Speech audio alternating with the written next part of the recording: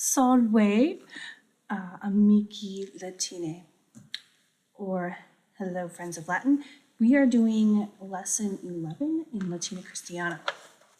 Lesson 11 in Latina Christiana covers adjectives in the singular form.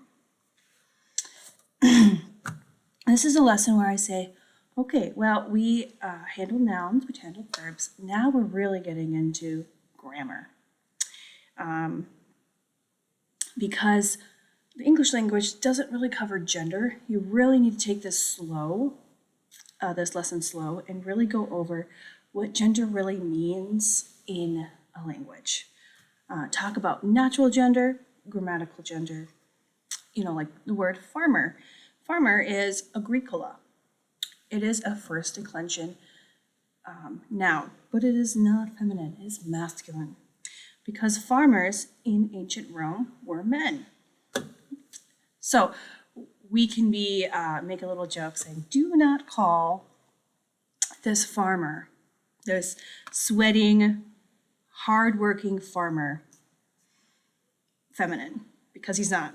He is a hardworking man, and he's masculine.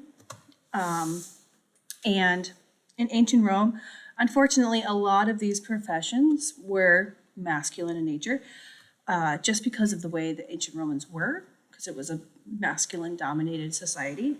And often women would be, though, you can also explain, women would be working alongside their husbands in the fields, gardening and farming with them. But the way the language works was that the profession itself was a masculine profession.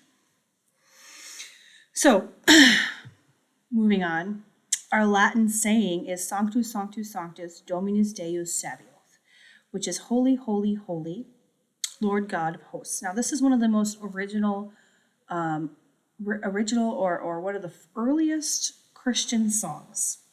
If you look it up on YouTube, there's some really pretty Gregorian chants of this song. And also, if you did Prima Latina also goes over the Sanctus and has you memorize the song. If you have that curriculum or are interested in that curriculum, please just look at the prayers in the back. And they have the kids memorize these prayers on a weekly basis, and it's just wonderful. Just say all of these things in Latin together. Now, the Sanctus is based off of Isaiah 6:3 and Revelation 4:8. As you said in your teacher guide here from Latina Christiana. But I particularly just like the song myself. And we go over and talk about it and think about it, and think about, just the fact that Christianity has been around for thousands of years, thousands meaning plural. And people have been singing this song for just as long as that time. Okay, so the vocabulary from this chapter is altus, alta, atum, high, deep, with the derivative altitude. We have bonus, aum, good, boon would be that derivative. Bonus, and the word bonus for like a bonus on a job, if you get a job bonus for your paycheck, that would also be a derivative. Longus aum would be long, longitude. Magnus aum, large, great, magnify. Magnificent would be another one for that one. Malus aum, bad. Dismal, malice, malicious, maladjusted, malformed. All of those things. Mal often is used as just a prefix to a lot of words. Parvus aum, small, not a lot of derivatives for parvus. In fact, I don't think there's really any, but I will say that a lot of fiction books will include the word parvus for like names, thinking that they're clever, but really it just means small. So they'll name a city or name a character based off the word parvus, and you'll see that in fiction quite often.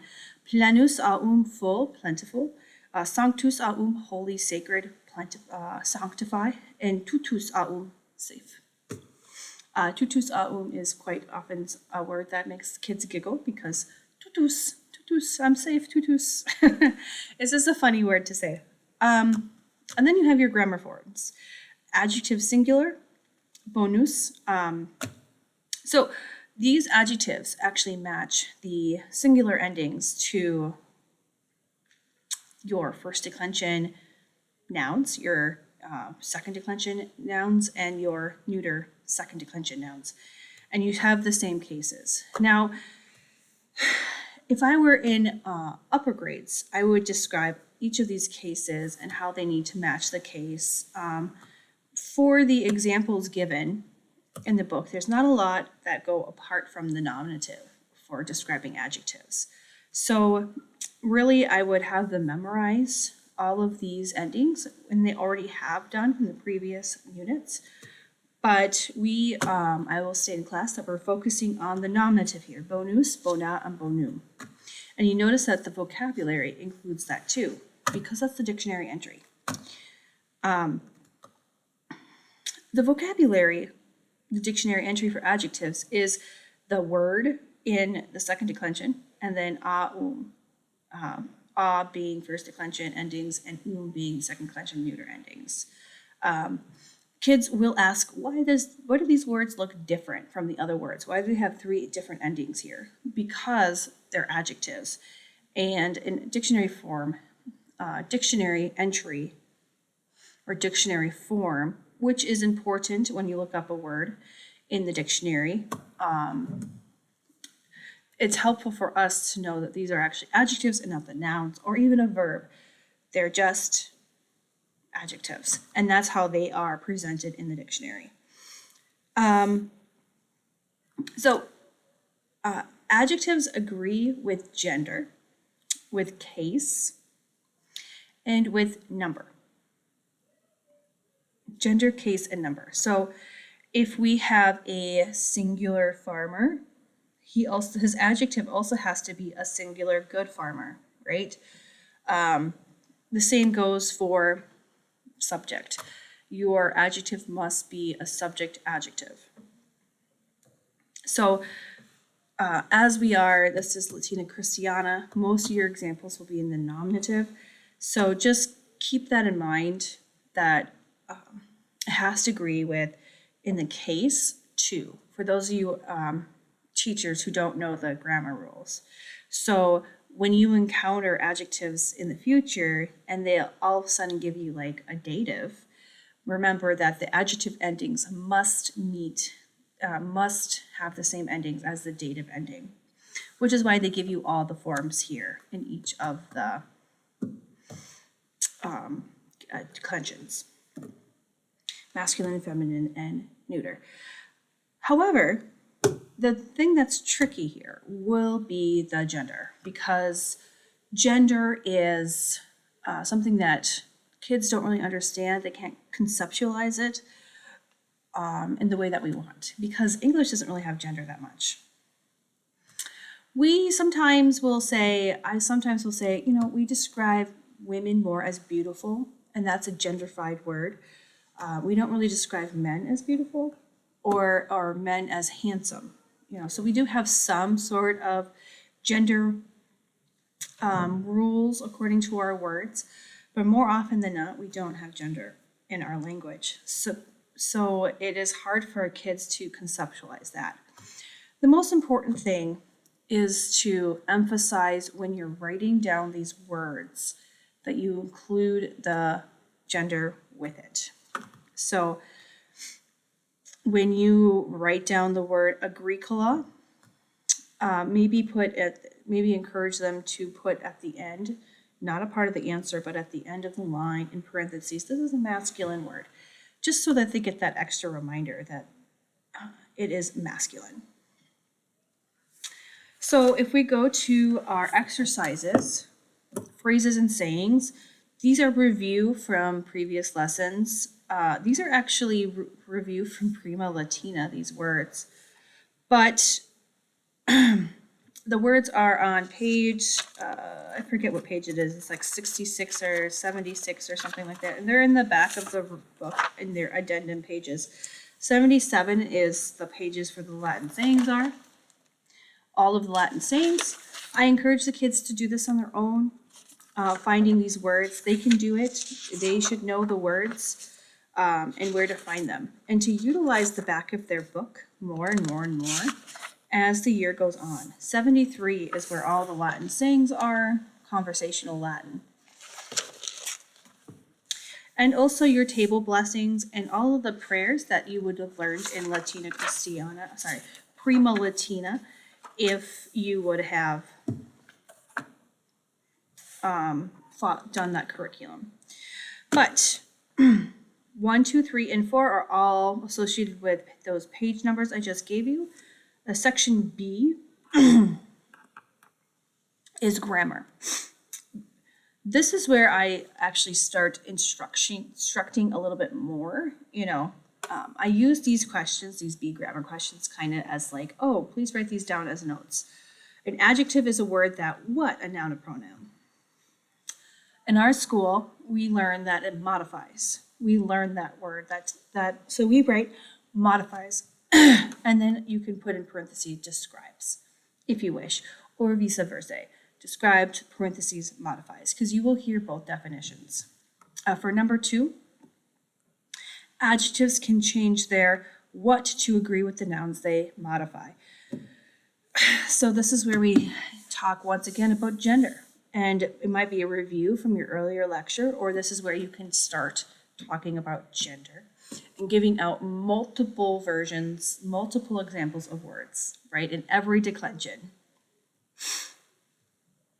Second declension masculine, second declension neuter, first declension feminine, first declension masculine. Okay, C, translation.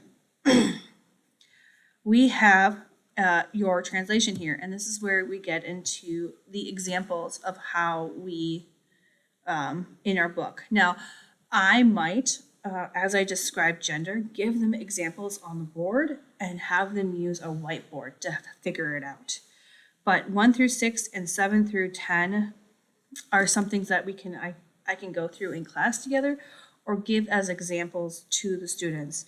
Normally, because this is the first lesson of adjectives, I will do most of this with them and then might give them the last 3 to do on their own, depending on how much time I have to teach. Derivatives.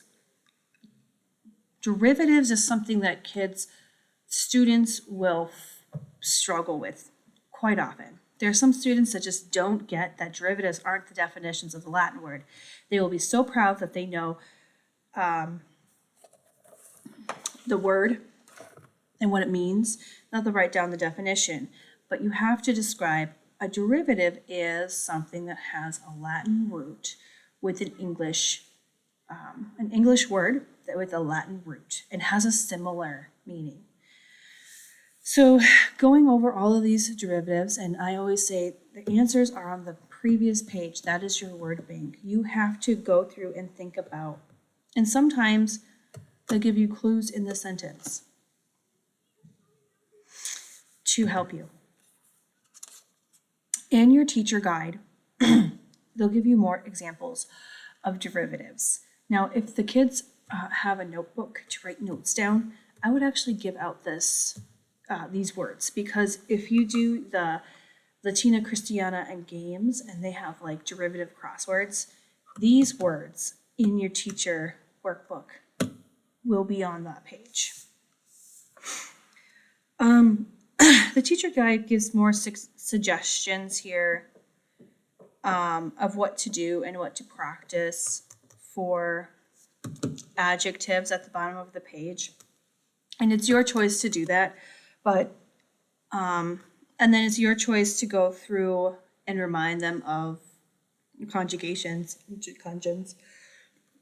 Always keep reminding them what a conjugation is and a declension is, and going through and conjugating a verb after that.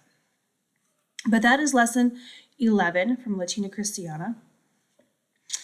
As an example here, I gave you agricola, which is farmer. It's a masculine word. So that would be bonus, the masculine agricola. Bonus agricola, the good farmer. Whereas if you do femina, that would be bona femina, a good woman. And then second declension masculine words, Christus, bonus Christus, the good Christ, and then oppidum, bonum, oppidum, the good town.